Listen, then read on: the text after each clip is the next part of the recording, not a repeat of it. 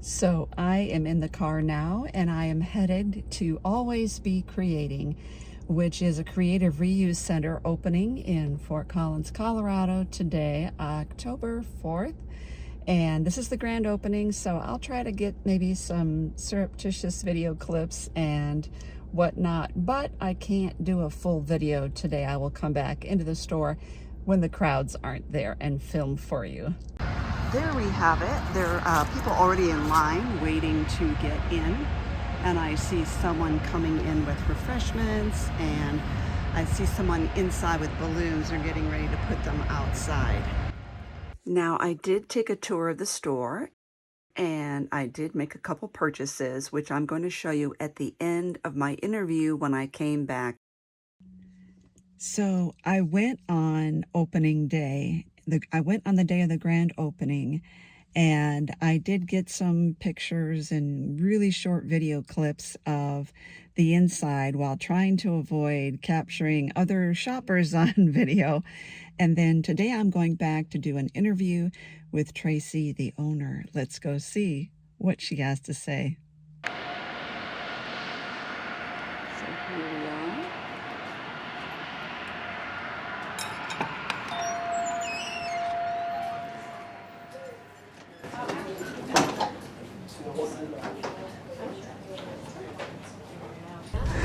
So here we are inside the store, and I'm getting ready to talk to Tracy, the owner, and here she is. She has agreed to give up part of her day to talk with us. So I have some questions for you. First of all, tell me, what is a creative reuse center? I'm going to give that to you. Okay, a creative reuse center or a creative reuse store is a place where people can donate leftover art supplies, craft supplies, things that can be used to make stuff, tools. I mean, I could go on and on about what we have here, and I will. And then we resell it inexpensively, so that we're keeping stuff out of the landfill, and we're keeping the supplies moving, and so that people might want to try knitting or something, and they don't want to buy expensive yarn, so they could come here and get something inexpensive to try a new craft. Awesome. That's wonderful. Yeah. Let me just borrow this for a second. Well, I'm really excited because we used to have a creative reuse center in Fort Collins, if you recall, and it was just a sad day when it closed. I love thrift stores and I love creative reuse centers. So if you have anything lying around in your house that you're not using and you know you're probably never going to use again, check out the possibility of donating to a creative reuse center near you. So let me tell me about yourself, though, because I hear you may have a YouTube channel. What artistic endeavors do you do? I do mixed media, art journaling, junk journaling, assemblage. Those are the things I love the most, but I'll do anything I can get my hands on except for knitting and crocheting, and I'll only sew paper and little scraps. I won't sew outfits. So I'm kind of afraid of those areas. But I love all the other stuff. Wonderful. Also, give me an idea of, I noticed that there are like classrooms. We're going to turn around and you have a big classroom area here, as you can see, and she's got like 4 of these double tables here. What plans do you have for this classroom area? Oh boy. Well, we've got a bunch of different workshops coming up. Intro to mosaics, intro to alcohol inks, art journaling. I'm going to start an art journaling club. I'm talking to different teachers to come in and teach card making, and then some other teachers to come in and teach reuse art that reuses materials. And I'm trying to think what else. And then we have groups come in and use the space for their craft club or whatever. And we do have crafternoons once a month on Sunday, where you bring your own project and you work on it, and we all hang out and maybe have Like a snacks craft, and but you don't yeah, have a scrapbook. right, exactly. Yeah. Wonderful. Yeah. I'm so excited that this is here because it's just, it really, it's, my heart is in this, and I really appreciate the focus on this. And I think the prices have been great from what I've seen. The variety is great. Looking forward to donating and cleaning out my stash of stuff that I really, it's just, there's too much. And I love what you had to say about learning something and trying it out for the first time. You know, if I want to think about whether knitting or crocheting is right for me, I don't want to spend $200 on yarn and patterns. I want to get a little bit of this and a little bit of that and try it out. And I think plus the classes and the workshops are going to be really beneficial also to see if you want to do something, because all the supplies are included. Right. So like I signed up for this mosaic class, and it's glass mosaic, right? Right. And I mean, I couldn't get into it for that price. I couldn't just learn it at that price. So anything else you want to tell us about the store and your vision and how you got started? I'm just so excited to do this. It's a huge departure from my day job, which is digital marketing. But years ago, Kat Peters Midland and I, she's over on the register there, she and I worked at Poudre River Arts Center, and we did the gallery and the events and things, and we really loved it. And I kind of was thinking and went, if we do a creative reuse store, we could also do a gallery. We could also do workshops, you know, all of that kind of thing. And I said to her, what do you think? And she was so excited. So we do have a small gallery that we're starting to set up so that we'll have reuse shows and different kinds of art shows. They will be for sale, yeah, if the artist wants to do that, sure. Let's take a look and see what they've got on that wall right now. Yeah. Thank you so much for everything. Let me just come and look at this beginning of this gallery right now. And there we go. We have some pieces up here. Okay, it's not as bright in here, but you can see some. Love that work. Yep. Yep. This is felt. Minute, kind of. We've got art here. Yep. I thought this was really intriguing. That's one of Renae Walkup's. I figured it had to be Renee's. She's the one that's going to teach the mosaic class. Yes. Thank you so much for giving us your time and for opening the store. And I wish you great success. Thank you so much. Thanks. Here we are on our tour. We're going to start off with this art area. You will notice a lot of art supplies. Keep in mind the inventory is always evolving because people are always donating. Yay! Look at all these canvases there and the paints. Oh my, my. And then if you swing to the left here, you're going to see fiberfill and fabric. A lot of good selections here of big remnants and even small bags of smaller scraps of fine quality fabric, again, depending on what's being donated. Love this area because, oh my, love me some golden books.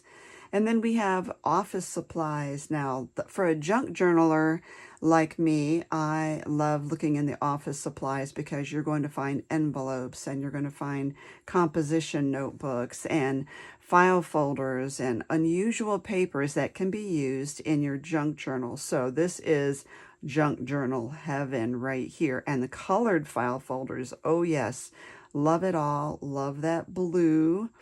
Look at these papers too. Kids crafts, they have kits and they have miscellaneous small items that can be creatively used to put together for great projects. Sewing notions are on the back wall right next to the fabric. Love it all. And then I love this category, weird stuff. So whatever wouldn't fit in any other category. And I don't even think I was able to film all the categories. They have a big selection of wood, finished and unfinished, wooden blanks that you can create with. Love that. And then we're going to move on to see what classes they have. They have one scheduled already, and there will be more to come. This looks like an embroidery area right here with some cross stitch and some canvases. And they have plenty of embroidery floss. Look at these. Ooh, that big kit on top looks amazing. Over here we have some tools and very fun selection. And I really thought, oh, I'd love to put this camera down and just look through it all. We've got beads, buttons, and more, and we have yarn. Now keep in mind, I did shop, and I will show you my complete haul at the end of this video. And you could see plenty of workshop room here for crafting. So, what did I get there on that grand opening day? The first thing I have to show you is I love graph paper. I don't know what it is about it. I love using it in my junk journals. This is 11 by 24 and a quarter. I'm talking serious graph paper. It was 50 cents.